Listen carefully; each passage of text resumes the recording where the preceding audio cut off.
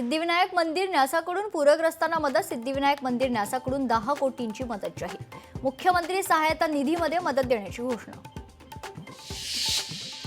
म्हाडाला हवी आहे 350 हेक्टर जमीन. ठाणे, पनवेल, पालघरमधील जागेची केली मागणी. घरांच्या उभारणीसाठी जागाच शिल्लक नाही.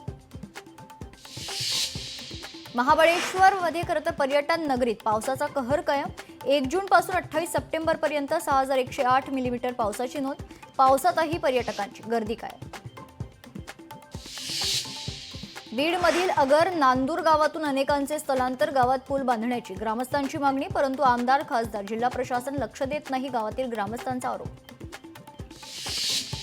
धाराशिवच्या सीना कोळेगाव प्रकल्पातून 6 टीएमसी विसर्ग. सीना नदीची 100 वर्षात सर्वाधिक पाणी पातळी. नदीकाठच्या 84 गावांना सतर्कतेचा इशारा.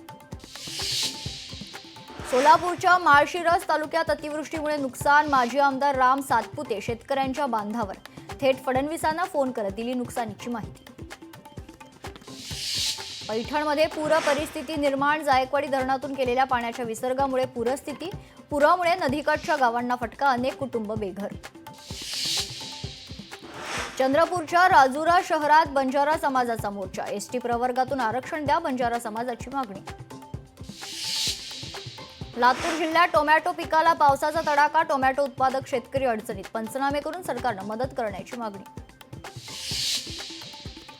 भारत पाकिस्तान सामन्याविरोधात ठाण्यात तोडफोड. ठाकरेंच्या शिवसेनेनं हॉटेलमधील टीव्ही फोडले. कार्यकर्त्यांचा राडा. Video viral.